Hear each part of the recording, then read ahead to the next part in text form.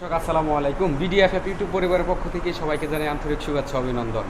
আজকে আমি আপনাদের মাঝে এমন একটি ভিডিও নিয়ে এসেছি যে সফল একজন খামারি দীর্ঘ 10 বছর যাবৎ যিনি গরু লালন পালন করেন, তার মুখ থেকে তার বাস্তবতা আর যে একটা অভিজ্ঞতা সেটা শেয়ার করার জন্য আমি আজকে এসেছি।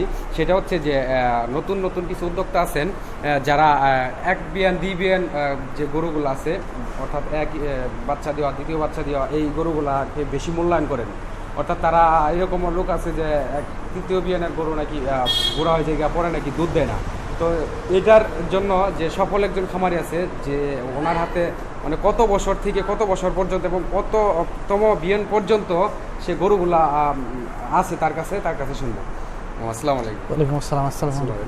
আচ্ছা, আমি আপনার কাছে জানতে চাইবো সেটা হচ্ছে যে আপনার এই খামারে কততম বিয়ান পর্যন্ত গাভী আছে? আমার এখানে 8 নম্বর বিয়ানি পর্যন্ত গাভী আছে। 8 নম্বর সেই গরুটা কোনটা দেখে বলেন। আমার গাভী এইটা 8 নম্বর বিয়ানি গাভী। আচ্ছা, এই যে দর্শক আপনারা দেখতে পাচ্ছেন যে এই যেটা হচ্ছে 8তম বাচ্চা, এবার প্রেগনেন্ট, এবার অথবা নবম ইস্যু হবে। তো এটাকে ওনার ইচ্ছা আছে আরো 2-4-5টা বাচ্চা নিব এখান থেকে।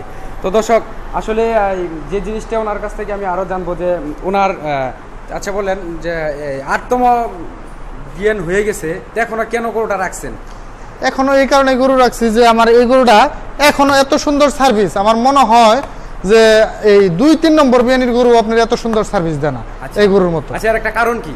এর কারণ হয়েছে আপনি যদি আপনি সঠিক যত্ন করতে পারেন, পরিচর্যা ভালো করে করতে পারেন, খাবার দাবারের রেশো ভালো থাকে, তাহলে আপনার এই আপনার 2-4-8 বিয়ানিতে গরু সমস্যা হয় না। আচ্ছা, এখন আমি আপনার কাছে জানতে চাইবো সেটা হচ্ছে যে যারা নতুন উদ্যোক্তা অর্থাৎ নতুন খামারি তাদের উদ্দেশ্যে আপনি এই বিষয়টা বলবেন যে আসলে গরু কততম বিয়ান পর্যন্ত ভালো থাকে বা কি হয়, কি বিস্তারিত কেন রাখছেন, এটা আপনি নতুনদের উদ্দেশ্যে বলবেন। আসলে কি আপনার নতুনদের উদ্দেশ্যে বলবো, আপনার 5-7 বিয়ানির গরু আপনার সমস্যা হয় না এই কারণে যে আপনার পরিচর্যার উপরেই সব। আপনার যেভাবে পরিচর্যা করবেন, দেখা যায় যে আপনার যদি জোয়ান গরু আপনার খাবার দাবারের ঠিক না থাকে তাহলে তো আপনার ওই জোয়ান গরু আপনার একদম এই বুড়ো গরুর মতোই দেখা যাবে। আপনার এটা সবচেয়ে বড় কথা হলো আপনার যত্নের উপরে সব, যত্ন করলে রত্ন।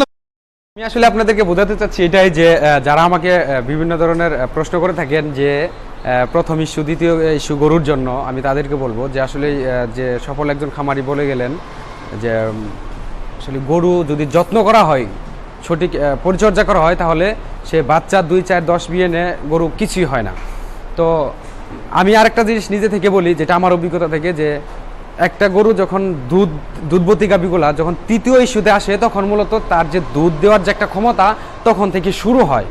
অর্থাৎ তৃতীয় ইস্যুর পর থেকে এটা মোটামুটি আর ভালো ডেভেলপ হয়। অর্থাৎ এই যে এক বিয়ান বা দ্বিতীয় বিয়ান যে গরু নিয়ে যারা নতুন খামারির আছে মাথা নষ্ট করেন, তাদের বলবো যে আসলে 1-2 বিয়ানের গরু আপনারাও পান না। অবশ্যই এইগুলা চতুর্থ পঞ্চম বিয়ানের গরুগুলো আপনাকে বোঝানো হয় যেটা প্রথম দ্বিতীয়, না হলে আপনি নিবেন না। আর বাস্তবটা এটাই যে এই যে একটা গাভী যে আমরা দেখতে পাচ্ছি যে 8টা বাচ্চা দেওয়ার পরেও যে এখন এই বডি কন্ডিশন আছে, যে কেউ একটা লোকে দেখলে হয়তো বা বুঝবে যে হয়তো বা তৃতীয় ইস্যু বা চতুর্থ সর্বোচ্চ। তো এটার বাস্তবটা হচ্ছে যে উনি যদি নিজের গরু না থাকতো বা নিজের খামারে না থাকতো তাহলে সেও এটা বলতে পারতো না। তো এই বাস্তব একটা চিত্র আপনাদের মাঝে তুলে ধরলাম যাতে আপনারা সচেতন হন এবং বুঝেন। তো আমি এই জিনিসটা বলবো যে আপনাদের যে প্রথম দ্বিতীয় গরু নিয়ে আপনারা বেশি মাতামাতি করবেন না। আপনারা জিনিসটা চাইবেন সেটা হচ্ছে যে গরু ভালো কিনা এবং গরু দুধের বান ঠিক আছে কিনা এবং তার বডি ঠিক আছে কিনা, তার জাতে মানে ঠিক আছে কিনা। তো ধন্যবাদ সবাইকে আমাদের ভিডিওটি মনোযোগ সহকারে দেখার জন্য। সবাই ভালো থাকবেন। আসসালামু আলাইকুম।